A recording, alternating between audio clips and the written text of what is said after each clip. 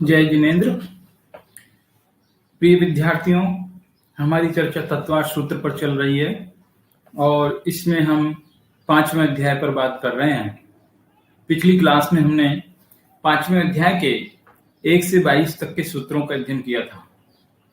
अभी आज हम सूत्र नंबर 23 से लेकर के और इस अध्याय के अंत तक चर्चा करने वाले हैं।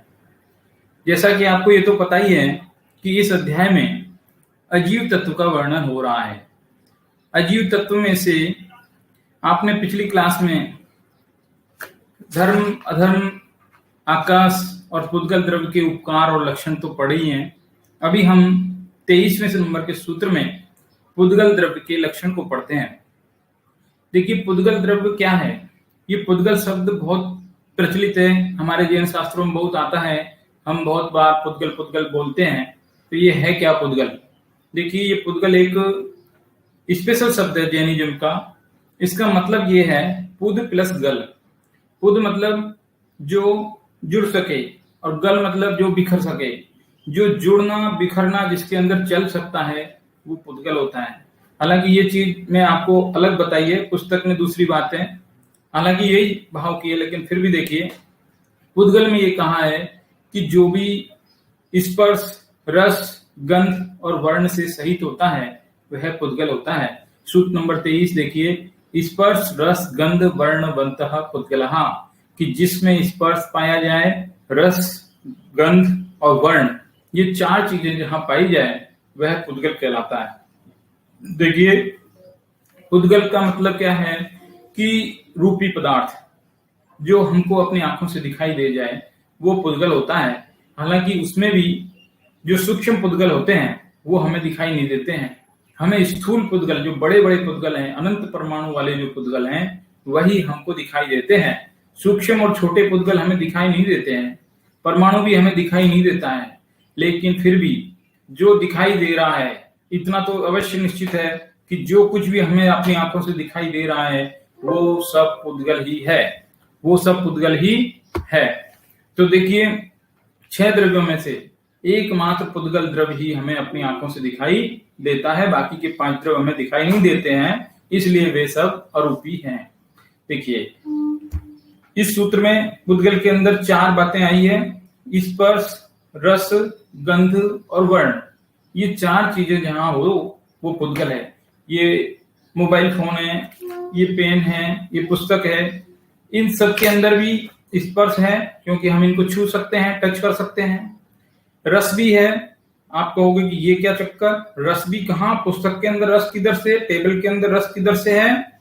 कि देखिए, वो रस हमारे ज्ञान में आए ऐसा वाला रस नहीं है, लेकिन इतना सूक्ष्म रस है जो केवली के ज्ञान में प्रकट होता है। रस है तभी तो एक पक्षी होता है जो लकड़ी को खाता है, दीमक होती है लकड़ी को खाती है, कुछ तो रस उसको मिलता होगा। पत्थर के अंदर भी रस है, हर चीज के अंदर रस है, लेकिन वो अपने अपने द्रव्य की योग्यता अनुसार वाला रस है। हमारे जानने में आए या ना आए वो बात अलग है। तो स्पर्श है, रस है, गंध भी है और वर्ण यानी उसका कोई ना कोई रंग भी है। पानी का भी कोई रंग है। हालांकि लोग कहते हैं पानी तो रंग रहित है, लेकिन ऐसा नहीं है, उसका भी रंग है। हम उसको देख तो सकते हैं, यदि रंग ना हो तो हम उसको देखें कैसे? इसलिए वो भी रंग ही है। इस तरह से पुद्गल में ये 4 चीजें पाई जाती है। ये चारों चीजों के और अधिक विस्तार में चलें तो स्पर्श 8 प्रकार का होता है। कौन कौन सा? कि कड़वा, कड़ा, नरम, हल्का, भारी, रूखा, चिकना और ठंडा, गर्म। इस तरह से स्पर्श 8 प्रकार का है। रस भी 5 प्रकार का है: कड़वा, खट्टा, कसायला, चरपरा और मीठा। इस तरह से 5 प्रकार के रस होते हैं। गंध 2 प्रकार की होती है, एक सुगंध और एक दुर्गंध। और वर्ण 5 प्रकार के होते हैं।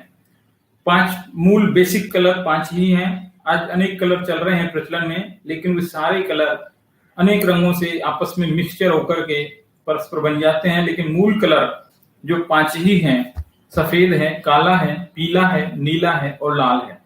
अब ये जो 5 कलर हैं, पांचों के नाम हमको याद कैसे रहें, इसके लिए एक छोटा सा एग्जाम्पल है। एक कौवा है।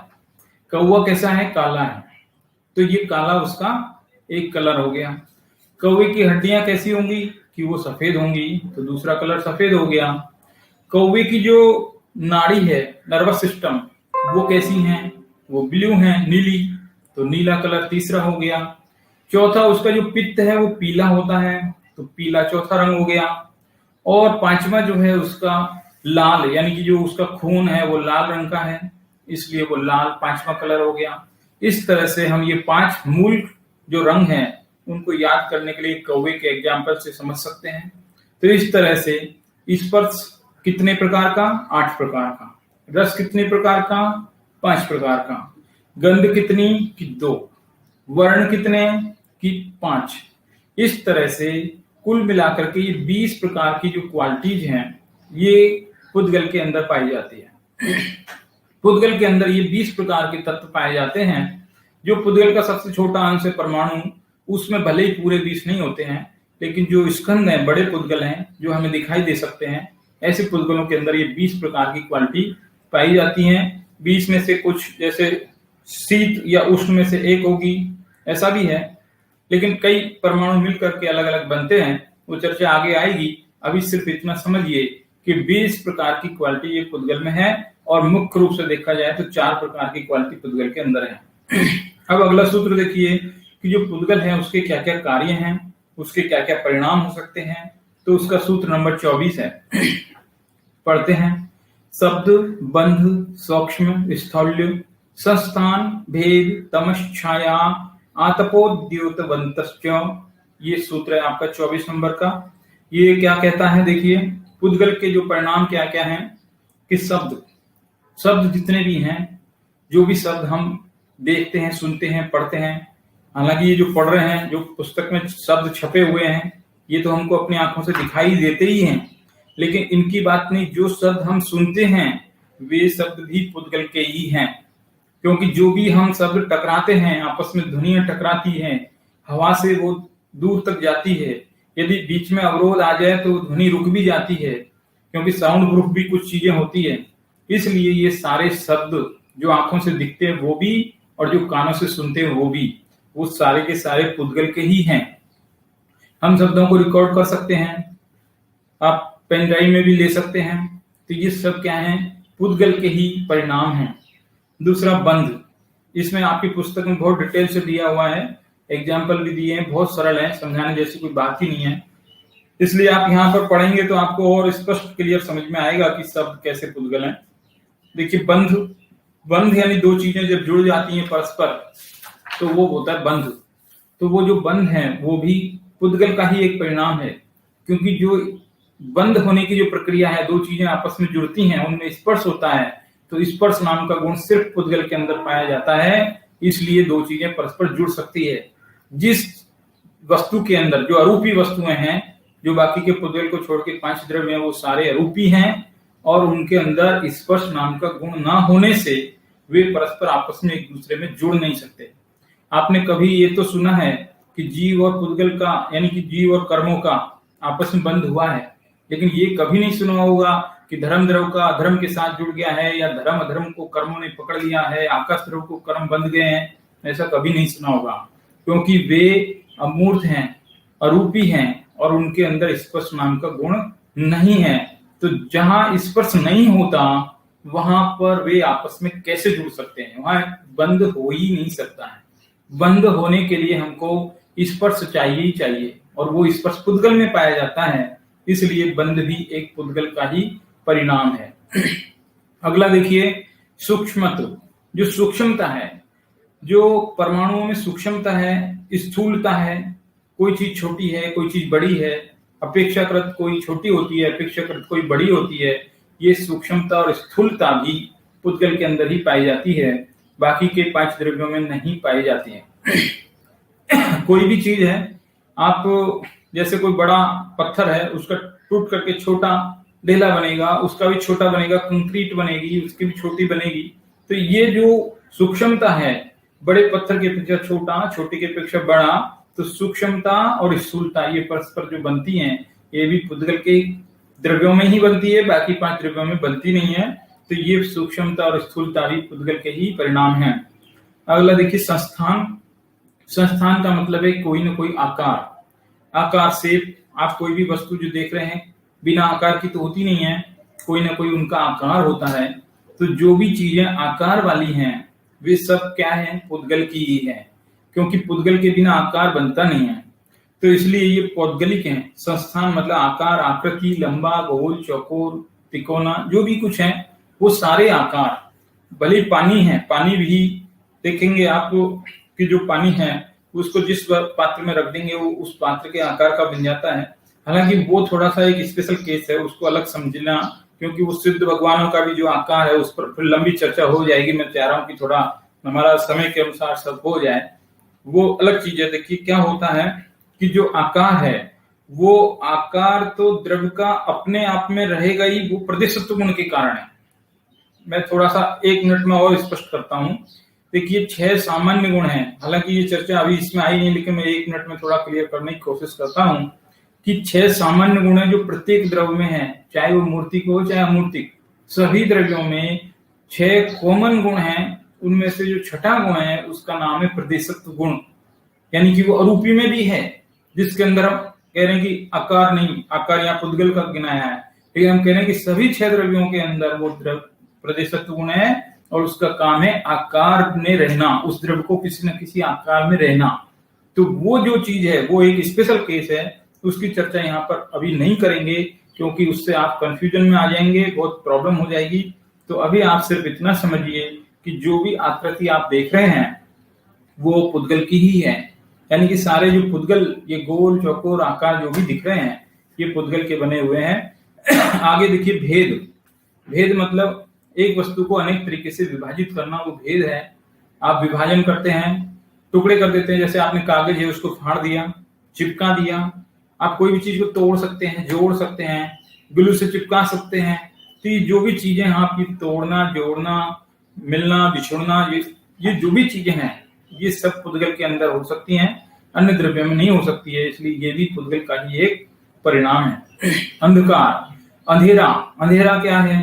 अंधेरा भी पुद्गल का ही है, क्योंकि अंधेरे के जो काले काले परमाणु हैं वे भी पौद्गलिक परमाणु हैं, पुद्गल के ही बने हुए हैं, क्योंकि उनका भी एक वर्ण है ना। आप रंग, वर्ण मतलब रंग, हमने पढ़ा था कि पुद्गल में एक रंग नाम का भी वर्ण भी तत्व है, 4 तत्वों में एक वर्ण भी है। तो काला काला जो अंधेरा है वो भी पुद्गल का ही है, और अंधेरे का अपोजिट क्या? उजाला, वो भी पुद्गल का ही है, क्योंकि उसका भी एक अपना कलर है। और ये ऐसी ही वस्तु स्थिति है कि जब काले काले परमाणु इकट्ठे हो जाते हैं तो हम देख नहीं पाते हैं, हमारी आंखों के आगे अंधेरा सा छा जाता है, तो हमें वस्तुएं दिखाई नहीं देती, ठीक से ज्ञान नहीं हो पाता है वस्तुओं का, तो वो अंधकार है। और उसके अपोजिट जब वहां पर उजाले के परमाणु आ जाते हैं तो हमको देखने में आसानी हो जाती है। ऐसा ही हमारे ये चरम चक्षुओं की ये ऐसी योग्यता है, इसमें कुछ आश्चर्य जैसी कोई बात नहीं है, ये सब पौद्गलिक रचनाएं हैं सब कुछ। छाया, जो छाया पड़ती है, हम धूप में खड़े होते हैं तो हमारे शरीर की जो छाया पड़ती है वो भी पुद्गल की ही है। हम दर्पण में अपना चेहरा देखते हैं तो दर्पण में जो प्रतिबिंब पड़ता है वो भी पुद्गल का ही है। आप सिनेमा में स्क्रीन पर जो मूवी देखते हैं, स्क्रीन पर जो किरणों से जो चित्र बन रहे हैं वो चित्र भी किसके हैं? पुद्गल के ही है। यानी कि जो कुछ भी आप देख सकते हैं या देख रहे हैं वे सब कुछ पुद्गल के ही हैं, इसके अलावा वो और कुछ नहीं है। और आतप, आतप का मतलब है जो गर्मी वाला जो प्रकाश है। 2 तरीके के प्रकाश होते हैं, एक गर्मी वाला प्रकाश, एक शीतल प्रकाश।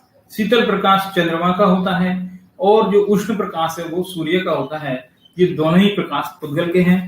गर्मी देना भी पुद्गल का काम है और ठंडक देना काम भी पुद्गल का ही है, क्योंकि जो स्पर्श, रस, गंध, वर्ण, ये 4 जो चीजें हमने सूत्र नंबर 23 में पढ़ी थी पुद्गल की, वो स्पर्श में भी 8 प्रकार के स्पर्श हैं। याद रखिए, स्पर्श भी 8 प्रकार के हैं। उनमें हमने ठंडा, गरम, रूखा, चिकना ऐसे करके 8 पढ़े हैं, उनमें ठंडा और गरम।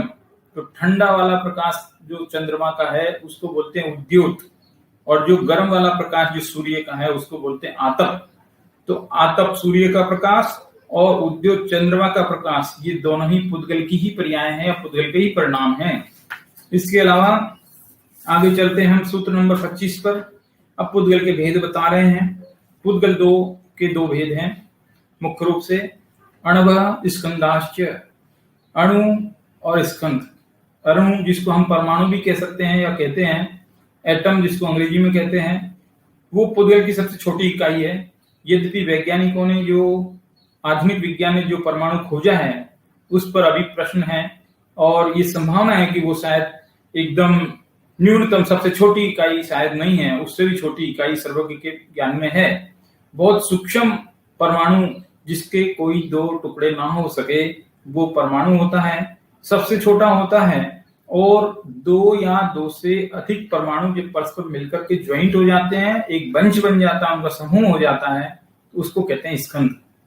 सीधा है परमाणु यानी सबसे छोटा परमाणु, मतलब एक ही जिसकी यूनिट है और बिल्कुल दूसरा नहीं हो सकता, जिसका कोई पार्ट किसी भी तरह से नहीं हो सकता। सबसे छोटा जो पुद्गल है वो परमाणु है और दो या दो से अधिक परमाणु जब परस्पर मिल जाते हैं, इकट्ठे हो जाते हैं, उनका एक समूह बन जाता है तो उसको कहते हैं स्कंद।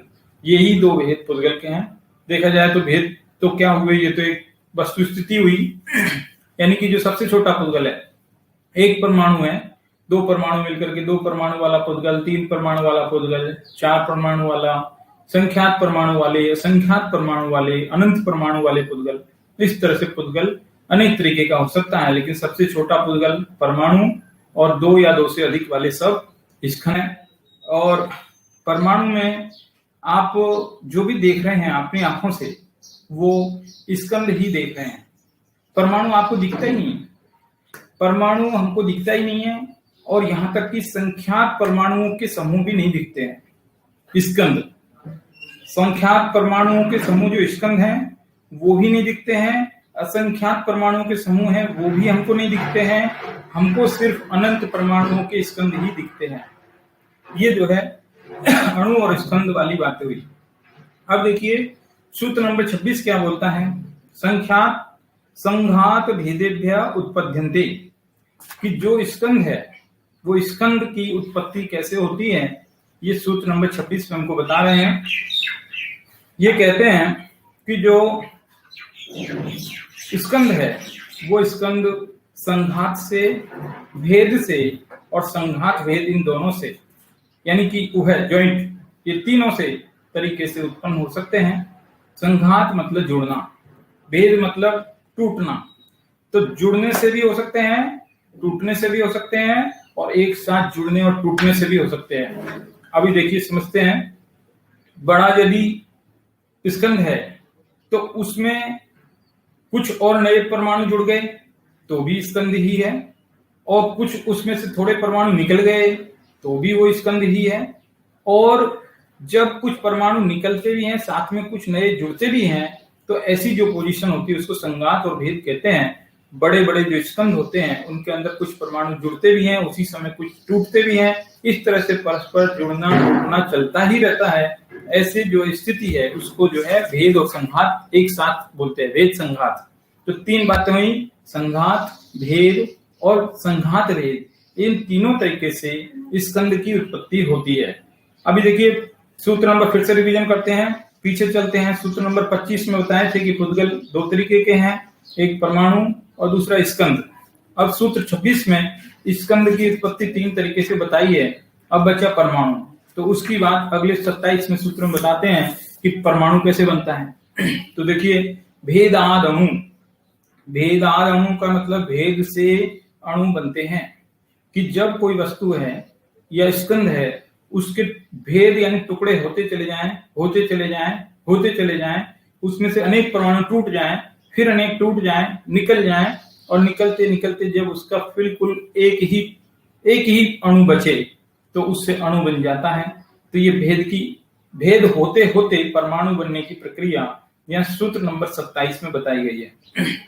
अब देखिए आगे चलते हैं। सूत्र नंबर 28 क्या कहता है कि तीन कारणों में से किस कारण से उत्पन्न हुए स्कंद हम देख सकते हैं। तो यहाँ पर ये बता रहे हैं कि हमको जो स्कंद तीन तरीके से उत्पन्न होते हैं। देखो फिर से ध्यान से सुन लीजिए कि भेद, परमाणु तो उत्पन्न होता है सिर्फ भेद से, एक ही कारण है उसका, और स्कंद उत्पन्न होता है तीन कारणों से, भेद, संघात और भेद संघात। परमाणु की उत्पत्ति के तीन कारण हैं, परमाणु की उत्पत्ति के एक कारण है और स्कंद की उत्पत्ति के तीन कारण हैं। तो वो जो 3 कारण से उत्पन्न होने वाले 3 तरीके के स्कंद हमारे सामने हैं, उनमें से हम सिर्फ उन्हीं स्कंदों को देख सकते हैं जो भेद और संघात दोनों से एक साथ बने हुए हैं। यानी कि हम अनंत परमाणु से बने हुए स्कंद ही देखते हैं, इसलिए उनमें कुछ परमाणु प्रति समय मिलते रहते हैं और कुछ परमाणु प्रति समय बिछुड़ते भी रहते हैं। ऐसा नहीं है कि मिलते ही मिलते हैं, अथवा ऐसा भी नहीं है कि मिलते बिछुड़ते ही बिछुड़ते हैं। यानी कि जो बड़े बड़े परमाणु, वो बड़े बड़े स्कंद जो होते हैं, उनमें प्रति समय कुछ परमाणु मिलते हैं और प्रति समय कुछ परमाणु बिखरते भी हैं। इसलिए वहां भेद और संघात दोनों प्रक्रियाएं एक साथ चलती रहती हैं। इसलिए हम जो भी स्कंद देखते हैं वो भेद और संघात दोनों से एक साथ बनने वाले स्कंद ही हम देखते हैं। ऐसा सूत्र नंबर 28 में बताया गया।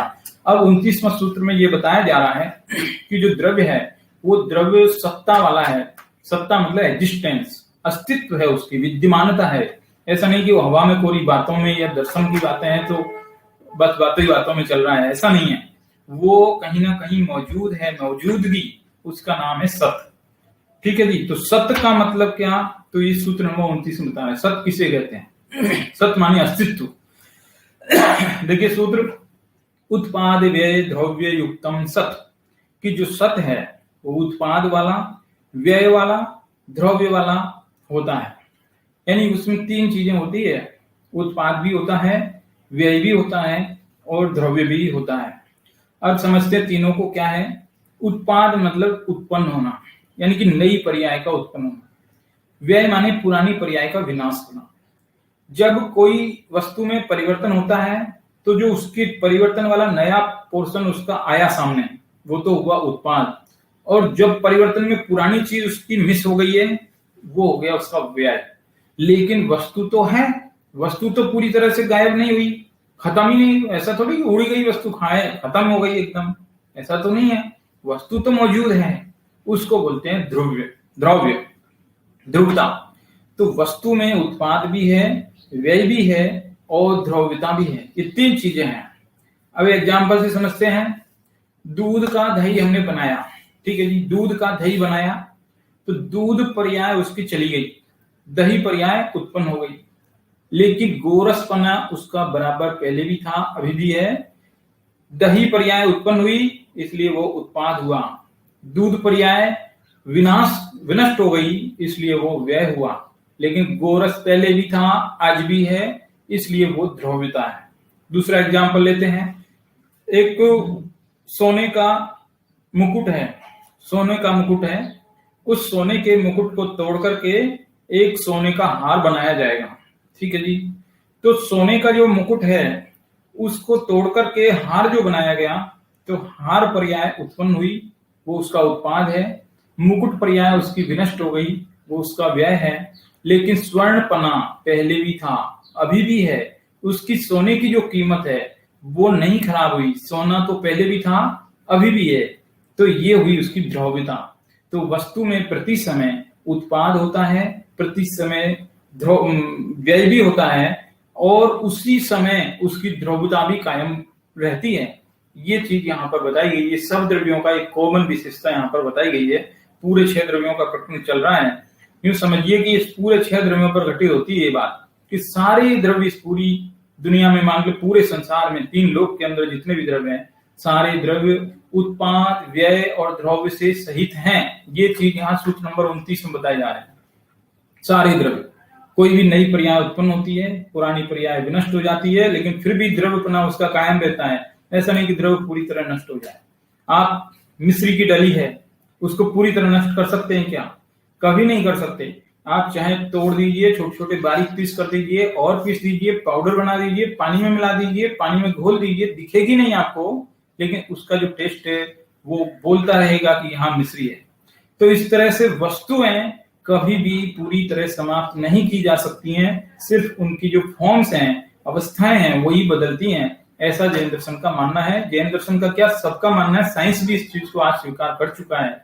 इस 3 लोक में जितने परमाणु अनादि से थे, जितनी वस्तुएं या जितने परमाणु अनादि से थे, उतने ही आज भी हैं और उतने ही अनंत काल के बाद भी रहेंगे। कभी भी उनमें से एक परमाणु ना तो कम हुआ है ना होगा, ना कोई कर सकता है ना कोई करेगा। इस तरीके की बात यहाँ पर सूत्र नंबर 29 में बताई गई है। अब देखते हैं सूत्र नंबर 30 क्या कहता है कि जो नित्य है यानी कि जो द्रव्यता, जो तीसरी चीज आई थी हमारी, उत्पाद व्यय द्रव्य, तो तीसरी जो द्रव्य वो क्या है वो यहां बता रहे हैं। देखिए, तद्भावा व्ययम नित्यम, जो द्रव्य जिसको हम बोल रहे हैं उसको नित्य भी कह सकते हैं। नित्यपना, कायमपना, वो क्या है कि भाव का, तद माने वस्तु, तद यानी उस वस्तु का, भाव यानी जो स्वभाव है, जो उसका स्वरूप है, उसका अव्यय, अव्यय यानी कि नाश नहीं होना, व्यय का मतलब होता है नाश होना और अव्यय का मतलब होता है नाश नहीं होना। तो वस्तु का जो स्वभाव है वो कभी नष्ट ना हो, उसी का नाम है नित्यपना, द्रव्यता, कायमता, निरंतरता, अनेक नाम से हम कह सकते हैं। नित्य बोले या द्रव्य बोले, एक ही बात है। तो वस्तु नित्य कैसे है कि जो वस्तु अपना स्वभाव नहीं छोड़ी। मैंने बताया ना, मिश्री की डली आपने पीस डाली, पानी में घोल दी, दिखाई नहीं दे रही, लेकिन उसका जो स्वभाव है मीठापना, वो तो आपको आज भी पता चलता है, इसलिए वो नित्य है। मिश्री क्या है? नित्य है। आपने उसकी अवस्था बदली है सिर्फ, लेकिन उसका स्वभाव को आपने नष्ट नहीं किया। यही चीज सूत्र नंबर 30 में बताया। हम किसी भी चीज का स्वभाव नष्ट नहीं कर सकते। अब देखिए सूत्र नंबर 31 क्या बोलता है कि 31 में ये सिर्फ थोड़ा सा गहराई वाला प्रकरण आ गया है। हालांकि बहुत गहराई में हम जाएंगे नहीं, बहुत ज्यादा गहराई में जाएंगे तो थोड़ा सा मुश्किल हो जाएगा। ये विषय बहुत ही लंबा है और बहुत ही समय लगता है, लेकिन हम एक संक्षेप में ही चल रहे हैं। सूत्र नंबर 31 में ये बताता है, अनेकांत और शादवाद की सिद्धि यहाँ पर आ जाती है एक तरीके से, कि अभी हमने जो पिछले सूत्र में पढ़ा था कि वस्तु में उत्पाद और व्यय भी है और साथ में उसकी नित्यता भी है, यानी वस्तु जो प्रति समय बदलती रहती है। उत्पाद व्यय का मतलब बदलना और द्रव्य का मतलब है स्थायी बने रहना। वस्तुएं बदलती तो हैं लेकिन नष्ट नहीं होती है, ध्यान रखें आप। वस्तुएं बदलती हैं लेकिन स्थायी रहती हैं, नष्ट नहीं होती है। तो वस्तुओं का बदलना यानी अनित्यपना, और नहीं बदलना, स्थित रहना, वो है उसका नित्यपना। तो वस्तु नित्य भी है और अनित्य भी है। ये सूत्र नंबर 31 में सिद्ध करने जा रहे हैं। कह रहे हैं अर्पिता नर्पित सिद्धे। अर्पित का मतलब है मुख्य करना, अनर्पित का मतलब है मुख्य नहीं करना। मुख्य नहीं करने के लिए एक दूसरा शब्द है, याद रखिए, गौण करना। अपोजिट है मुख्य करना, उसका अपोजिट गौण करना। तो वस्तु में मुख्यता से जब हम किसी एक चीज को मुख्य करते हैं तो दूसरी को गौण करते हैं। हम दो चीजें हैं, एक इधर रखी है, एक इधर रखी है। जब हम इधर देखते हैं तो इधर नहीं देखते हैं, इधर देखते हैं तो इधर नहीं देखते हैं। तो जब हम इधर देखते हैं तो इधर की वस्तु गौण हो जाती है, नष्ट नहीं होती है, गौण हो जाती है। और जब इधर देखते हैं तो इधर की वस्तु गौण हो जाती है। समझिए, जब हम वस्तु के अनेक पहलुओं में से किसी एक पहलू को देखते हैं तो वो मुख्य है, और दूसरे को नहीं देखते हैं तो वो गौण है, क्योंकि अभी उसकी बात नहीं चल रही है, अभी उसकी चर्चा नहीं है, लेकिन वो वस्तु में मौजूद है। ठीक है जी। गौण करना अलग चीज है और नष्ट करना अलग चीज है। हमारे यहाँ नष्ट कुछ है नहीं, गौण है। ठीक है जी। तो देखिए, एक वस्तु में जब हम द्रव्यपने को देखते हैं, द्रव्यपने को या कहो द्रव्यपने को, क्योंकि अभी आपने ध्रुव तुरंत पढ़ा है ताजा ताजा, इसलिए आप ध्रुव समझ लीजिए। जब हम वस्तु में द्रव्यपने को देखते हैं तो वस्तु नित्य है। जब हम वस्तु में उत्पाद और व्यय को देखते हैं तो वस्तु अनित्य है। तो जब हम अपने द्रव्य देखा तो उत्पाद व्यय क्या हो गए? अनर्पित हो गए, गौण हो गए। और जब आपने उत्पाद व्यय देखा तो द्रव्य आपका अनर्पित हो गया, गौण हो गया। अर्पित कौन हुआ? कि द्रव्य हुआ। अर्पित माने मुख्य, अनर्पित यानी गौण। तो अर्पित और अनर्पित यानी मुख्य और गौण के भेद से एक ही वस्तु में नित्यपना और अनित्यपना सिद्ध होता है। ये यहाँ सूत्र नंबर 31 में बताया। इसकी बड़ी लंबी चर्चाएं हो सकती है, बहुत ही दार्शनिक विषय है। सिर्फ एक ही सूत्र हमको अनेकांत और शादवाद की सिद्धि करता है। देखिए, हमारा जैन दर्शन ये कहता है एक ही वस्तु में अनेक गुण होते हैं और वो परस्पर विरोधी भी हो सकते हैं, लेकिन अविरोध रूप से। विरोधी गुण भी विरोधी तो नहीं होते, विरोधी कहने में आते हैं, क्योंकि विरोधी जैसे दिखते हैं, याद रखना, विरोधी नहीं है, विरोधाभासी है। याद रखिए, फिर से बोलता हूं, विरोध होना अलग चीज है और विरोधाभास होना अलग चीज है। विरोधी तो नहीं, लेकिन विरोधाभासी ऐसे उभय द्रव्य भी, उभय गुण भी एक ही वस्तु में अविरोध रूप से, कैसे अविरोध रूप से मौजूद रहते हैं, उसका नाम अनेकांत है। देखिए, एक व्यक्ति है, वो किसी का पिता है और किसी का पुत्र है। वही व्यक्ति पुत्र भी है और वही व्यक्ति पिता भी है। ये दोनों गुण एक ही व्यक्ति के अंदर मौजूद है। दोनों हमको लगता है विरोधी है। पितृत्व और पुत्रत्व, क्या दोनों विरोधी नहीं लगते? अरे विरोधी लगते हैं, लेकिन फिर भी अविरोध रूप से एक ही व्यक्ति के अंदर मौजूद है। बताइए, तो क्या ये संभव है कि नहीं है? कोई कहेगा अरे कैसे संभव है, कैसे कैसे? अरे कैसे नहीं है, मौजूद। और ये ऐसे तो नहीं हो सकता, लगता है 50-50% होगा, 50-50%, 50% पुत्र होगा, 50% पिता होगा। अरे ना बाबा, ऐसा नहीं है। कैसा है कि जब उस व्यक्ति का पुत्र उसे पिता कह के पुकारेगा तो वो 100% उसके लिए पिता है, और जब उसका पिता उसको पुत्र कहकर पुकारेगा तो उसके लिए वो 100% पुत्र है। इस वस्तु स्वरूप में समझौते की आवश्यकता नहीं है, समझने की आवश्यकता है। या 50-50 करके कोई आप समझौता नहीं कर सकते। वस्तु स्वरूप समझौते का नाम नहीं है, इसको समझने की आवश्यकता है।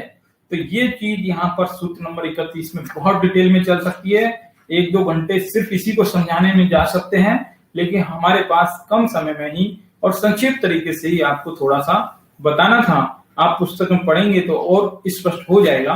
हम आगे चलते हैं। अनेकांत जो है वो तो मैंने आपको बताया कि एक ही वस्तु में अनेक विरोधी धर्मों का, विरोधी नहीं विरोधाभासी धर्मों का अविरोध रूप से रहना, वो तो है अनेकांत।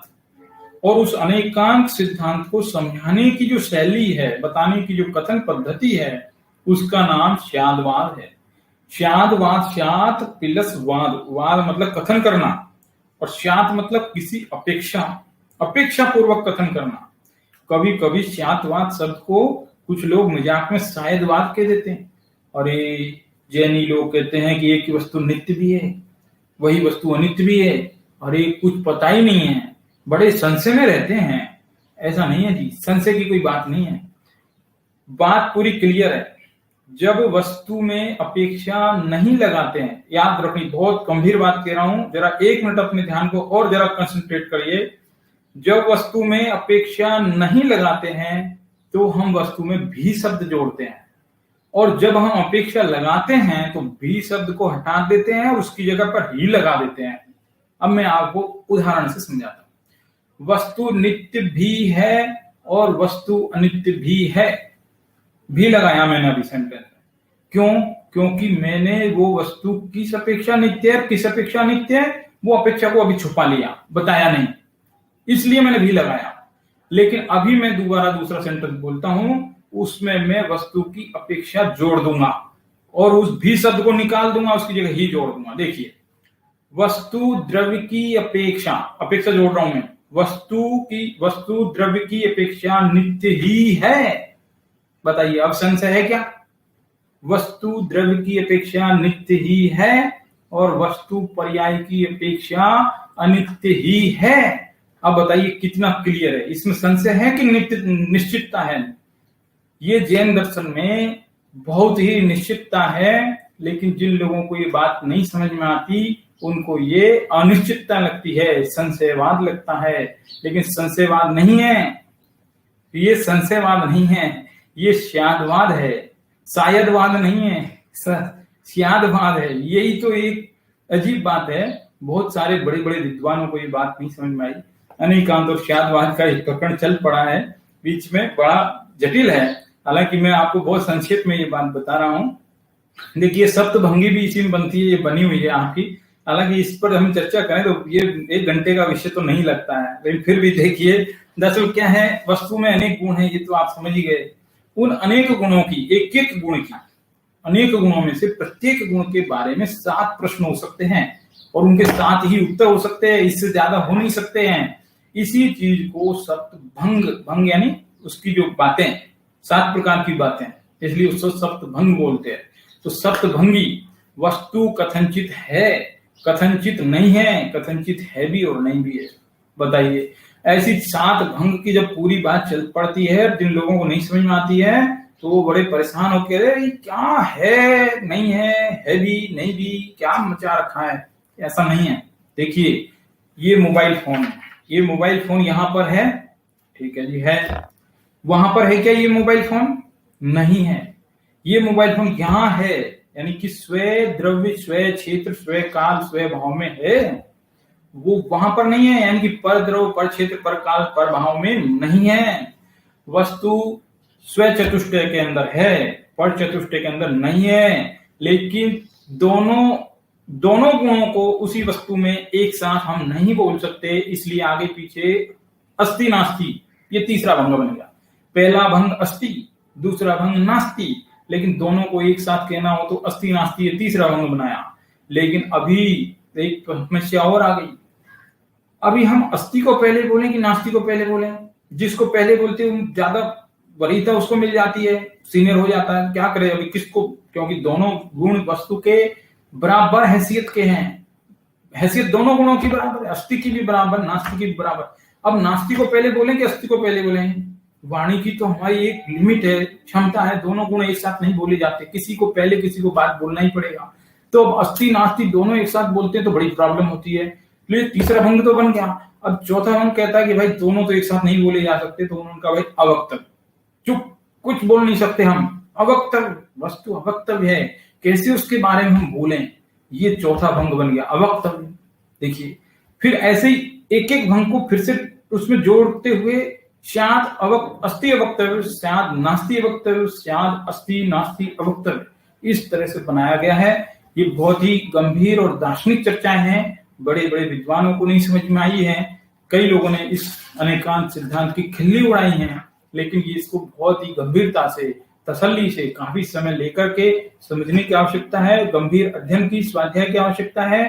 आसपास में कोई विद्वान हो तो उनसे चर्चा करने की आवश्यकता है। जितनी चर्चा करेंगे, जितना अध्ययन करेंगे, बात उतनी स्पष्ट होती जाएगी। अभी चलते हैं आगे सूत्र नंबर 32 पर। ये क्या कहता है कि पुद्गलों में जो बंध है वो कैसे होता है। बहुत बढ़िया है, अच्छी बात आई है। यहाँ पर देखिए क्या होता है कि जो अनेक परमाणु हैं परस्पर मिल करके वो स्कंद बन जाते हैं, ठीक है जी। वो स्कंद कैसे बनते हैं, उसका क्या प्रक्रिया है, वो यहाँ बता रहे हैं सूत्र 32 से। देखिए, स्निग्ध रुक्षत्वात् बंधा की जो पुद्गल के अंदर 4 क्वालिटी थी, स्पर्श, रस, गंध, वर्ण, सूत्र नंबर 23 में आया था। उनमें भी जो स्पर्श है उसके 8 क्वालिटी थी, वो हमने पढ़ा था। उनमें रुक्षत्व, स्निग्धत्व, ठंडा, गर्म, हल्का, भारी, ये सब पढ़े थे 8 प्रकार के। तो उनमें से कुछ परमाणु रूखे होते हैं, रुक्ष गुण वाले, कुछ चिकने वाले होते हैं, स्निग्ध गुण वाले। तो रूखे परमाणु, चिकने परमाणु परस्पर जुड़ जाते हैं, इसलिए बन जाते हैं स्कंद। स्कंद बनने की प्रक्रिया है, अनेक परमाणु जुड़ जाते हैं, जुड़ते बंद हो जाता है। तो वो ऐसे वैसे थोड़ी हो जाता है, ऐसे वैसे नहीं होता है। सपोज एक परमाणु में चिकनाई है, दूसरे में भी चिकनाई है, क्या दोनों नहीं जुड़ेंगे? एक रूखा है, दूसरा भी रूखा है, तो नहीं जुड़ेंगे। एक रूखा होना चाहिए, एक चिकना होना चाहिए, ऐसी शर्त है। तो क्या है, स्निग्ध और रुक्षत्व, ये दोनों गुणों से वस्तु परस्पर जुड़ जाती है। ये सूत्र 32 में बताया। लेकिन उसमें भी कुछ और रूल्स हैं, 2 नियम हैं प्रमुख, वो क्रम से 33वें और 34वें सूत्र में बता रहे हैं। देखिए क्या शर्त है। शर्त देखिए, पहली, न जघन्य गुणानाम, लेकिन जघन्य गुण नहीं होने चाहिए। जघन्य गुण का मतलब यह है कि उसके अंदर, परमाणु के अंदर सिर्फ एक ही गुण हो, सिर्फ एक गुण, तो भी बंध नहीं होगा। एक से ज्यादा गुण होने चाहिए, समझिए। मतलब क्या है कि स्निग्ध एक ही गुण है, 2 गुण है, 2 परमाणु है, 3 है, 4 है, ऐसे एक एक बढ़ते जा रहे हैं। एक ही गुण बचा है और अगले दूसरे परमाणु के अंदर भी एक ही गुण बचा है, तो वो दोनों परस्पर नहीं जुड़ेंगे, क्योंकि उनके अंदर किसी में एक ज्यादा या 2 ज्यादा होने चाहिए, ऐसा नियम है। मतलब बराबर नहीं होने चाहिए, वो आगे आएगा। और वो परमाणु यदि एक ही गुण वाला है, जैसे मान लीजिए एक परमाणु है, उसके अंदर स्निग्ध गुण है, दूसरा परमाणु है, उसके अंदर भी स्निग्ध गुण है, तो ये क्या है, जघन्य गुण है। या फिर ये समझो उसके अंदर, आपको स्निग्ध का एग्जाम्पल हुआ, अभी दूसरा एग्जाम्पल, एक परमाणु स्निग्ध वाला है, दूसरा परमाणु रुक्ष वाला है, तो भी वो नहीं जुड़ेंगे, क्योंकि उनके अंदर बहुत ही जघन्य गुण रह गए। जघन्य मतलब एक ही रह गया, कम से कम दो तो हो तभी तो जुड़ेगा। ये यहाँ सूत्र 33 में बताया। अब 34वें सूत्र में दूसरा नियम बता रहे हैं कि गुण साम्य सदृशानाम, कि गुण भले ही साम्य भी हो जाए लेकिन वो सदृश नहीं होने चाहिए, या फिर वो सदृश हो जाए तो साम्य नहीं होने चाहिए। अब देखो शब्द बड़े विचित्र हैं, थोड़े तसल्ली से समझिए, कठिन विषय है। कई लोगों के प्रश्न भी आए थे कि भाई इस विषय को थोड़ा हमको स्पष्ट करिए। देखिए ध्यान से सुनिए कि गुणों की समानता और सदृशता। समानता मतलब जो उनकी क्वांटिटी, संख्याएं, मात्राएं, और सदृश यानी कि वो उसकी क्वालिटी। समझिए, एक होती क्वालिटी, एक होती क्वांटिटी। परमाणु 10 परमाणु इधर हैं, 10 परमाणु उधर हैं, तो भी कैसे जुड़े? क्योंकि एक थोड़ा ज्यादा होना चाहिए, कम होना चाहिए तो जुड़े। तो वो समान गुण भी परस्पर नहीं जुड़ते और सदृश गुण भी परस्पर नहीं जुड़ते। इधर भी चिकने परमाणु, उधर भी चिकने परमाणु, तो कैसे जुड़े? इधर भी रूखे परमाणु, उधर भी रूखे परमाणु, तो कैसे जुड़े? तो सदृश यानी एक जैसे होना, वो भी नहीं चाहिए, और समान वो भी नहीं चाहिए। तो समान हो तो सदृश नहीं होने चाहिए, और सदृश हो तो समान नहीं होने चाहिए। कुछ तो एक चीज अलग चाहिए, तभी जाकर के अनेक परमाणु मिलकर के स्कंद बनते हैं। ये चीज यहाँ पर बताई जा रही है। अभी समझ में आया कि नहीं आया? शायद आया होगा। देखिए इसमें जो आपकी पुस्तक में टेबल्स बनी है, और उन टेबल से जो आप एक बार रीडिंग करेंगे, समझेंगे, तो एकदम क्लियर हो जाएगा, स्पष्ट है एकदम। अब देखिए सूत्र नंबर 35 की तरफ चलते हैं। वो बहुत अच्छी तरह से समझा देगा कि कैसे जुड़ते हैं। द्वैधिकादि गुणा नाम तो क्लियर है। इधर कुछ परमाणु हैं, उधर कुछ परमाणु हैं, दोनों जुड़ना चाहते हैं, लेकिन दोनों के अंदर कम से कम 2 परमाणु को जितना अंतर होना चाहिए। इधर 3 है तो उधर 5 होने चाहिए, इधर 5 है तो उधर 7 होने चाहिए, इधर 4 है तो उधर 6 होने चाहिए। कम से कम 2 परमाणु का अंतर होना चाहिए, तब जाकर के उनमें जो है बंध होता है। अभी इसमें पुस्तक में जब भावार्थ हम पढ़ते हैं, कुछ पुस्तकों में तो 2 का ही दिया है, और इसमें लिखा है कि सदृश परमाणुओं में भी हो जाता है। हालांकि थोड़ा थोड़ा मतभेद है, एक बार देख लीजिएगा आप पुस्तक पढ़ के, तो क्लियर हो जाएगी बात। और ये टेबल्स जो दिए हैं ये तो बिल्कुल ही क्लियर कर देती हैं। तो इस तरह से ये परमाणु के बंध होने का, यानी उनका स्कंद बनने की जो प्रक्रिया यहाँ पर बताई जा रही है। अगला सूत्र 36 में क्या कहता है? बंधे समधिकौ पारिणामिकौ च। बंधे, बंध होने में, सम यानी समान, और अधिक यानी अधिक परमाणु यदि हों तो उनका जो है जो अधिक परमाणु वाले हैं वो हीन परमाणु को अपने अंदर मिला लेते हैं। जैसे मान लीजिए जो ज्यादा प्रबल होता है, ज्यादा मजबूत जो आदमी होता है, हल्के को हरा देता है अपने पक्ष। जैसे राजा होते हैं, राजा युद्ध करने निकलते हैं, तो पड़ोसी राजा को जीत लिया तो उसके राज्य को अपने राज्य में मिला देते हैं, और हो गया उनका राज्य बड़ा। यही होता है ना। तो वही चीज है कि जो ज्यादा परमाणु कम परमाणु को अपनी कैटेगरी में मिला लेते हैं, ऐसा नियम है। तो यहाँ पर कहा है कि, और कभी कभी समान, यहाँ पुस्तक में सम भी लिखा है। कुछ पुस्तकों में पाठभेद है। आप क्या है, एक से अधिक चतुर्थांश सूत्र देखिए, आपको कुछ पाठभेद मिलेंगे। पाठभेद यानी इधर कुछ लिखा है, उधर कुछ लिखा है, इधर कुछ कम सूत्र है, इधर कम ज्यादा है, थोड़ा मतभेद है, लेकिन अपन को उसमें उलझना नहीं, लेकिन जानना तो चाहिए इसलिए। तो देखिए क्या है कि जो बंध है उनमें ज्यादा परमाणु वाली जो चीजें हैं, यानी ज्यादा परमाणु की जो क्वालिटीज हैं वो कम परमाणु की क्वालिटी को अपने में मिला लेती हैं। जैसे आप समझिए, एग्जाम्पल यूं समझ लीजिए, जैसे गुड़ है, गुड़ होता है, गुड़ के अंदर कुछ थोड़ी सी रेत उड़ करके आ गई कहीं से और चिपक गई है। चिपके चिपके काफी समय के बाद वो गुड़ रूप ही हो गई है, पता ही नहीं चल रहा है, गुड़ में मिक्स हो गई, गुड़ जैसा ही हो गया, गुड़ी बन गई है एक तरीके से। तो वो क्या है कि ये बंध ने कम परमाणु को ज्यादा परमाणु की क्वालिटी में अपने आप में समेट लिया। ये यहाँ सूत्र नंबर 36 में बताया। अब 37वां सूत्र कह रहा है कि द्रव का लक्षण क्या है। ये सारे द्रव तो आपने बता दिए, एक लक्षण तो पहले बता दिया कि उत्पाद व द्रव्युक्तम सब। दूसरा लक्षण और आ गया यहाँ पर, वैसा ही है, कुछ फर्क नहीं है एकदम। देखिए गुण पर्याय व द्रव्यम, की जो द्रव्य है वो गुण वाला होता है और पर्याय वाला होता है। उस द्रव्य के अंदर गुण भी होते हैं, पर्याय भी होती है। हर द्रव्य के अंदर गुण है, क्वालिटीज हैं। बिना क्वालिटी का कोई भी द्रव्य नहीं मिलेगा आपको। पत्थर भी जाओगे तो कोई ना कोई क्वालिटी है उसकी। मिट्टी भी देखो, विष्टा भी देखो, आप जिस विष्टा को देख करके छी छी करते हैं, घृणा करते हैं, उस विष्टा को सूकर कैसे तरसता है बताइए। तो इस तरह से पूरी दुनिया के अंदर, पूरे संसार में कोई भी द्रव्य बिना गुणों से नहीं है। द्रव्य बिना गुणों के होते नहीं है, वो गुणों के समूह ही होते हैं। द्रव्य की प्रत्येक अवस्था में और प्रत्येक हिस्से में, प्रत्येक भाग में गुण ही गुण भरे होते हैं।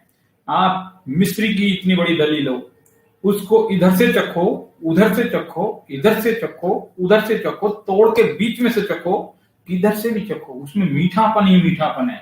ये उसका गुण है। वो गुण उसके प्रत्येक पोर में है, प्रत्येक भाग में, प्रत्येक अवस्था में। उसके मिश्री के पाउडर में, मिश्री को पानी में घोल दो तो भी मीठापन है। तो ये क्या है? उसका गुण है। पर्याय कि जो द्रव्य की फॉर्म्स हैं, अवस्थाएं हैं, वो उसकी पर्याय हैं। एक पुस्तक है, पुस्तक फट गई, बच्चे ने फाड़ दिया, अब कागज बिखर गए उसके, तो वो उसकी अवस्था है। कागज को जला दिया, उसकी राख बन गई, तो वो भी अवस्था है। वो पुस्तक पहले थी, अभी कागज बन गए हैं, बाद में उसकी राख बन गई है तो सही द्रव्य। ऐसा थोड़ी नहीं है खत्म हो गया, जादू हो गया, बिल्कुल निकल गया, ऐसा तो नहीं है ना। तो द्रव्य है, उसकी अवस्थाएं भी बदलती है। अवस्था बदलने को पर्याय कहते हैं। और वस्तु के अंदर अनेक गुण होते हैं। ये दो विशेषताएं वस्तु की होती हैं, गुण भी और पर्याय भी। बातें बड़ी लंबी हैं, मुझे लगता है कि मैं क्या छोड़ूं और क्या बताऊं, क्योंकि इन पर काफी लंबी चर्चाएं बहुत हो सकती हैं। बहुत संक्षेप में चल रहे हैं, बहुत सारे एग्जाम्पल हैं गुण और पर्याय के। अभी एक एग्जाम्पल और दे देता हूं। देखिए, कोई मनुष्य है, मनुष्य की आयु पूरी हुई और देवगति में जाकर जन्म ले लिया। ठीक है जी, मनुष्य मरा, देव बन गया, तो मनुष्य पर्याय उसकी नष्ट हो गई, देव पर्याय उसकी उत्पाद हो गई। तो ये क्या है? पर्याय है, पर्याय। लेकिन उसका जो चेतन गुण है, मनुष्य था तब भी वो चेतन था, देव बना तो भी वो चेतन ही है। तो वो जो चेतनत्व है, उसका जो चेतनपना, वो उसका गुण है। और जो मनुष्य और देव जो पर्याय हैं, तो वस्तु के अंदर कोई ना कोई पर्याय होती है और गुण तो उसके अंदर रहते ही हैं। तो ये गुण और पर्याय वाला ही द्रव्य कहलाता है, ऐसा यहाँ पर बताया था। अब सूत्र 38 में देखिए, 5 द्रव्यों का वर्णन अभी तक हुआ है, अब छठे द्रव्य की तरफ आए हैं। इस छठे द्रव्य को लेकर के दिगंबर और श्वेतांबर मत के अंदर थोड़ा सा ये ऐसा माना जाता है कि कुछ लोग इसको नहीं मानते हैं। इसीलिए आचार्य ने यहाँ पर लिखा है कि कालश्चेत्य के मतलब कुछ लोग यानी कुछ लोग ये काल द्रव्य को द्रव्य नहीं मानते हैं और कुछ लोग मानते हैं। ठीक है जी, ऐसी दोनों ही बातें यहाँ पर आ गई। तो ये छठा द्रव्य जो काल द्रव्य है, उसके बारे में क्या कहते हैं कि वो अगले सूत्र में बताए, सो अनंत समय, कि वो अनंत समय वाला है। भूतकाल के अनंत समय, भविष्य के अनंत समय, इस तरह से काल के अनंत समय है। पर समय बहुत छोटा होता है। बहुत सारे लोगों को शायद ये नहीं पता होगा, काल की सबसे छोटी इकाई, जैसे हमने पुद्गल की सबसे छोटी इकाई पढ़ी, क्या है?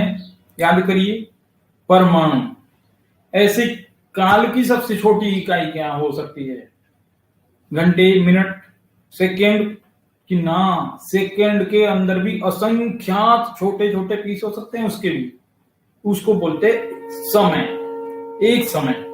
वो एक समय इस काल द्रव्य की सबसे छोटी इकाई। ठीक है जी, तो इस तरह से ये काल है। काल के ऊपर बड़ी लंबी चर्चा है। काल भी दो तरीके का, एक निश्चय काल, एक व्यवहार काल।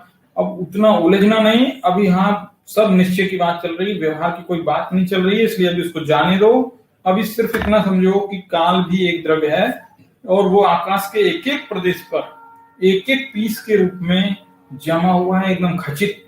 जैसे अनार के दाने अनार के अंदर जमे रहते हैं, उसी तरह से आकाश का कोई भी प्रदेश काल द्रव्य से खाली नहीं है।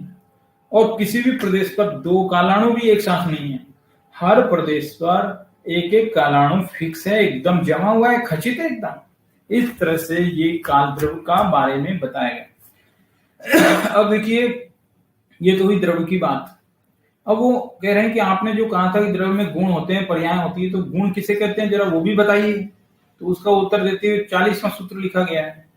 इसमें कह रहे हैं, द्रव्याश्रया निर्गुणा गुणः।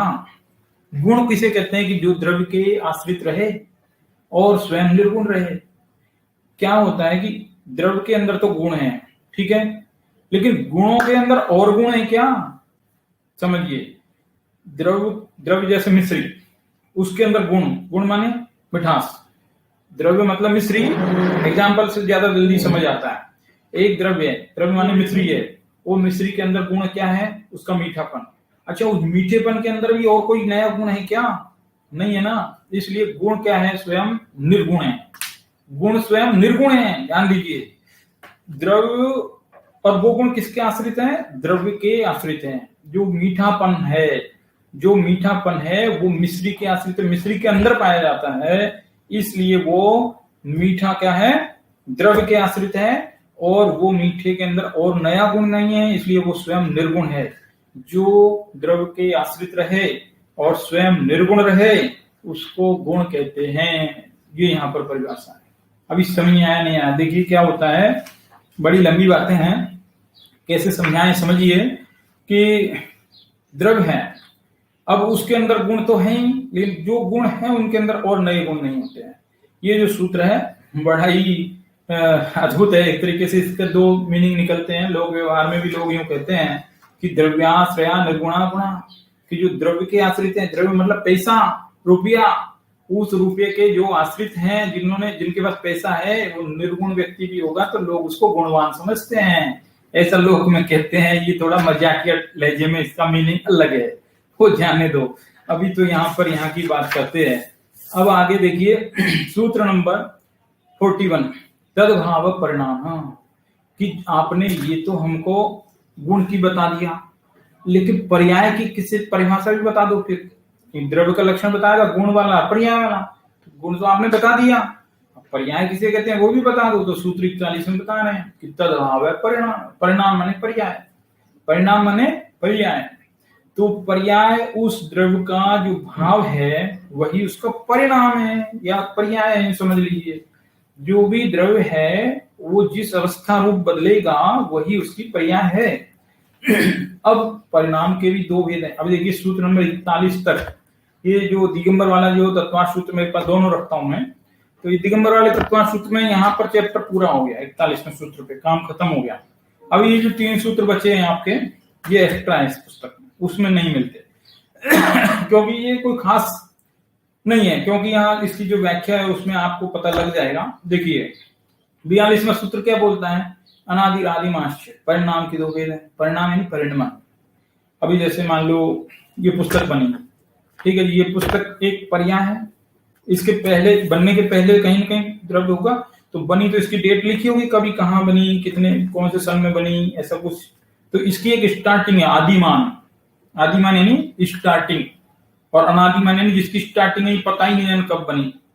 तो अच्छा, जीव द्रव कब बना, आप और जीव, आप तो कहोगे साहब मेरा जन्म इतने सन में हुआ, अरे आपका जीव का थोड़ी जन्म हुआ है, शरीर का जन्म हुआ है, वो तो आप शरीर की बता रहे हो। हम तो कह रहे जो आपका जीव आत्मा है वो कब बना है, बताओ जरा आप हमको। तो बता सकते हैं आप? नहीं बता सकते। क्या बोलोगे, अनादि से ही है, अनादि से ही बना हुआ है, वो तो बना थोड़े ही कब का बना है मालूम नहीं। तो जो अनादि से ही बना है वो अनादिमान।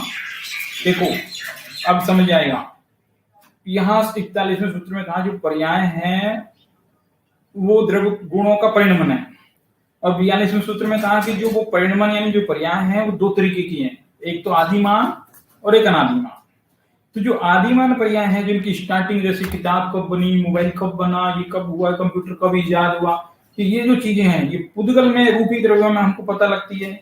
इसलिए जो पुद्गल द्रव्य का, रूपी द्रव्य का जो भी परिणमन है वो आदिमान परिणमन में डाल दिया, ठीक है जी, और जो बाकी दूसरे हैं वो अनादिमान में डाल दिया। यही तो ये 3 सूत्र बता रहे हैं हमको, यही चीज यहाँ पर दी है। अभी लेकिन क्या है कि ये चीज हमारे ज्ञान के अनुसार है।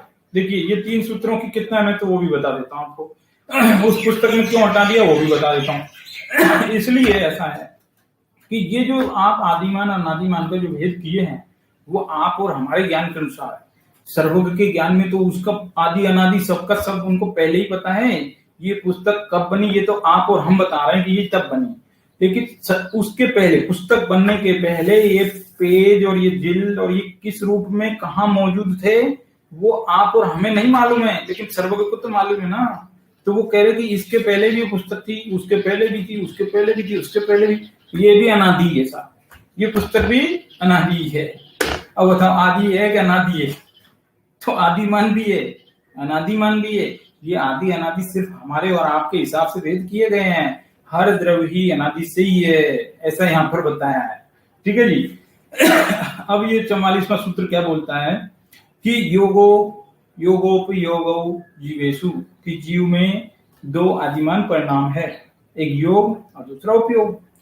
कि योग तो क्या है कि कर्म बंधन की जो प्रक्रिया है वो योग है, और उपयोग क्या है कि जो चेतन बना है वो उपयोग है। तो ये जो चेतन का कर्मों के साथ जो बन जाना है, ये जो आदिमान है। वैसे तो आदि भी कहो या अनादि भी कहो, कोई फर्क नहीं पड़ता है। इसकी जो पेज नंबर 163 पर आप जो ये पढ़ेंगे, देखिए पैराग्राफ दूसरा, तो उसमें ये बात क्लियर लिखी है। मैं आपको 2 लाइन पढ़ के दिखाता हूं। यदि हम कुछ सूक्ष्म दृष्टि से विचार करेंगे तो पता चलेगा कि जैसे रूपी द्रव्यों में प्रवाह की अपेक्षा से अनादि और व्यक्ति की अपेक्षा से आदिमान परिणाम है। देखिए क्लियर, परिणाम प्रवाह की अपेक्षा अनादि, वस्तु का प्रवाह तो अनादि से ही, और व्यक्ति की अपेक्षा आदिमान, क्लियर लिखा है, वही चीज है। वैसे ही अरूपी द्रव्यों में दोनों प्रकार के परिणाम हैं। अरूपी द्रव्य में दोनों प्रकार के परिणाम हैं, ये चीज मैं आपको बताना चाह रहा हूं। यानी कोई खास ऐसी चीज नहीं है, बिल्कुल इंपॉर्टेंट जैसी। सूत्र 41 तक हमारी बात वैसे तो पूरी हो गई थी। ये कुल मिलाकर के 3 एक्स्ट्रा सूत्र हैं, इनके भी भाव हमने आपको बता दिए। इस तरह से चैप्टर तो यहाँ पूरा हुआ। अभी यहाँ देखिए कि ये जो आपको ये 5वें चैप्टर में अजीव तत्व का वर्णन हुआ है। किसका? अजीव का। इस 5वें चैप्टर में अजीव तत्व का वर्णन हुआ है, और बाकी के 4 चैप्टरों में जीव का वर्णन हुआ है। इस तरह से पूरे ही 6 द्रव्यों का वर्णन हो गया। ठीक है जी, 5 अजीव और 1 जीव, कुल मिलाकर कितने? 6 द्रव्यों का वर्णन यहाँ कंप्लीट हो गया, और आगे 6ठे अध्याय से आश्रव का वर्णन शुरू होगा। ठीक है, अभी हम एक बार रिवीजन कर लेते हैं। 6 द्रव्यों का वर्णन हुआ, 6 द्रव्यों का सारांश एक बार में मैं आपको रिवीजन करा देता हूं। देखिए, जीव का लक्षण क्या? चेतनपना। पुद्गल का लक्षण क्या? रूपीपना, या कहो मूर्तिकपना। और स्पष्ट करना है तो बोलो स्पर्श, रस, गंध और वर्ण वाला जो है वो पुद्गल है। ये हो गया दूसरा द्रव्य। ठीक है जी। तीसरा धर्म द्रव्य, जो गति करने में सहायक है वो धर्म द्रव्य। चौथा अधर्म, जो स्थिति में सहायक है वो अधर्म द्रव्य है। 5वां, जो अवगाहन में निमित्त है या सहायक है, अवगाहन मतलब जगह देने में निमित्त है, वो आकाश द्रव्य। ये 5वां हो गया। 6ठा काल द्रव्य, जो परिणमन में सहायक है, परिणमन यानी बदलाव, जो परिणमन में सहायक है वो काल द्रव्य। तो ये 6 द्रव्यों की परिभाषाएं होंगी, एक एक लाइन में, एक एक शब्द में, छोटी छोटी एकदम बिल्कुल सरल। ठीक है, 6 द्रव्यों के लक्षण आपने बिल्कुल संक्षेप में बताया। अब 6 द्रव्यों के भेद भी बता देते हैं आपको। जीव 2 तरीके के हैं, संसारी और मुक्त। अब उनके आगे और भी भेद कर सकते हो आप। संसारी में भी साहब ये त्रस्त है, ये स्थावर है, वो 2 इंद्रिय 3 इंद्रिय, आप बहुत लंबी चर्चा है, जाने दो है। फिर पुद्गल के 2 भेद हैं, परमाणु और स्कंद, सीधा है। धर्म द्रव्य का कोई भेद नहीं, अधर्म द्रव्य का कोई भेद नहीं। आकाश का भी देखा जाए तो कोई भेद नहीं है, लेकिन फिर भी लोग उसको समझने समझाने की दृष्टि से लोकाकाश और अलोकाकाश ऐसे 2 भेद कर देते हैं, है ना। लेकिन वो आकाश ऐसा ज्वाइंट ये जुड़ा हुआ है, एकदम बीच में टूटा नहीं है कि इधर से लोकाकाश इधर से लोकाकाश, एक ही है, पूरा अखंड है। तो वो आकाश के 2 भेद हो गए, लोकाकाश और अलोकाकाश। जितने आकाश में सभी द्रव्य पाए जाएं वो लोकाकाश, और जितने में सिर्फ आकाश पाया जाए बाकी 5 नहीं पाए जाएं उसको बोलते अलोकाकाश। ठीक है, आकाश के 2 भेद हो गए। अब काल के भी 2 भेद, निश्चय काल और व्यवहार काल, है ना। हालांकि वो चीज अभी आप इतना ही समझ के छोड़ दीजिए, लंबी बातें। तो अभी 6 द्रव्यों के लक्षण पूरे बता दिए, 6 द्रव्यों के भेद आपको बता दिए। अब आपको मैं 6 द्रव्यों की संख्या बताता हूँ। आज रिपीट कर देता हूँ पूरा, आपको एकदम सारांश में सब समझ आ जाएगा। अभी 6 द्रव्यों की संख्याएं देखो। जीव द्रव्य कितने हैं इस पूरे 3 लोक में? जीव द्रव्य कितने? अनंत। जीव कितने? अनंत। पुद्गल कितने? कि साहब वे भी अनंत है, या कहो अनंत से भी अनंत गुना है। अनंत अनंत बोल दो चाहे अनंत बोल दो, एक ही बात। ठीक है जी। अनंत अनंत तो इसलिए बोलते हैं कि ये बताने के लिए कि साहब जीव से भी बहुत ज्यादा है। ठीक है, तो ये पुद्गल हो गए अनंत अनंत। धर्म द्रव्य सिर्फ एक, अधर्म द्रव्य भी सिर्फ एक, आकाश भी एक ही है, और काल द्रव्य असंख्यात है। काल द्रव्य असंख्यात, ये हो गई इनकी संख्या। आपको लक्षण बता दिए 6 द्रव्यों के, 6 द्रव्यों के मैंने भेद बता दिए। अब आपको मैंने 6 द्रव्यों के ये संख्याएं बता दी, ठीक है। अभी मैं आपको बताता हूं 6 द्रव्यों के प्रदेश। प्रदेश यानी उनका साइज, विस्तार, कितने बड़े हैं, कितने प्रदेशी हैं एक एक द्रव्य। जीव द्रव्य पहला, वो कितना प्रदेशी? असंख्यात प्रदेशी। जीव द्रव्य कितना? असंख्यात प्रदेशी। यहां भूल करते हैं लोग, कंफ्यूजन में आ जाते हैं बहुत बड़ी, क्योंकि हमने जब संख्याओं में बताई थी तो हमने बताया था जीव अनंत हैं, लेकिन वो अनंत पूरे 3 लोक में जीव अनंत भरे पड़े हैं, वो बता रहे हैं हमको अनंत। लेकिन अभी चर्चा चल रही किसकी? प्रदेश की। तो जीव के एक एक जीव के जो प्रदेश हैं वो असंख्यात है। हर जीव के प्रदेश असंख्यात हैं, ऐसे अनंत जीव हैं। तो संख्या में और प्रदेश में, इन दोनों में डिफरेंस याद रखना, भूल मत जाना, कंफ्यूजन हो जाता है बहुत। जीव की संख्या कितनी? तो बोले अनंत। और पूछे कि जीव के प्रदेश कितने? तो बोले कि असंख्यात। ऐसा ऐसा फर्क है। तो जीव के प्रदेश कितने हैं? असंख्यात। पुद्गल के प्रदेश कितने हैं? कि साहब पुद्गल का परमाणु लोगे तो एक ही प्रदेश है, 2 प्रदेश का भी हो सकता है, 3 का भी, 4 का भी, 5 का भी, सब जैसे जैसे स्कंद बड़े बड़े करते जाओ, संख्यात असंख्यात अनंत अनंत परमाणुओं के भी स्कंद होते हैं, लेकिन वो इसी असंख्यात प्रदेशी लोक के अंदर ही होते हैं। देखो मैंने क्या बोला, चुक गए आप, फिर से बोलता हूं, अनंत प्रदेशी। देखो ये संख्या को एक बार मैं आपका ध्यान आकर्षित करता हूं। अनंत संख्या और असंख्यात संख्या, ये दोनों संख्याएं अलग हैं, और मैं ये दोनों संख्याओं का इसी सेंटेंस में प्रयोग कर रहा हूं। अनंत परमाणुओं के स्कंद भी इसी, सॉरी, अनंत अनंत परमाणुओं के स्कंद भी इसी असंख्यात प्रदेशी लोक के अंदर ही है, ठीक है।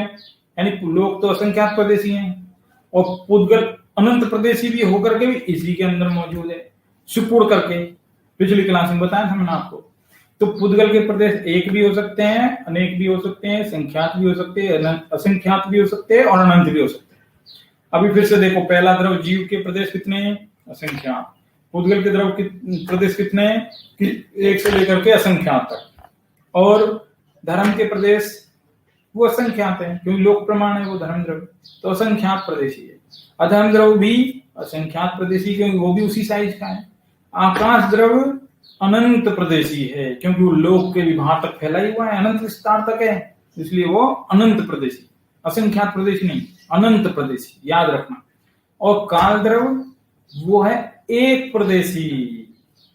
यहां देखिए, वो भी पूरे 3 लोक में फैला है, लेकिन टुकड़े टुकड़े रूप में फैला है। किस रूप में? टुकड़े टुकड़े रूप में, इसलिए एक प्रदेशी।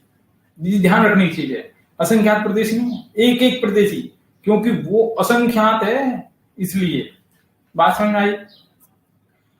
सब द्रव्यों के लक्षण हुए, सब द्रव्यों के भेद हुए, सब द्रव्यों की संख्याएं हुई, और सब द्रव्यों के प्रदेश हुए। 4 बातें हो गई अभी तक। अब मैं आपको और दूसरी बात बताता हूं। देखिए, पूरे 6 द्रव्य भी आपके पास, पूरे 6 द्रव्य, उन 6 द्रव्यों में से जीव को आपने अलग निकाला। अभी इधर कितने बचे? 5 द्रव्य। वो पूरे 5 द्रव्य अजीव हैं। क्या है? वो पूरे 5 अजीव हैं।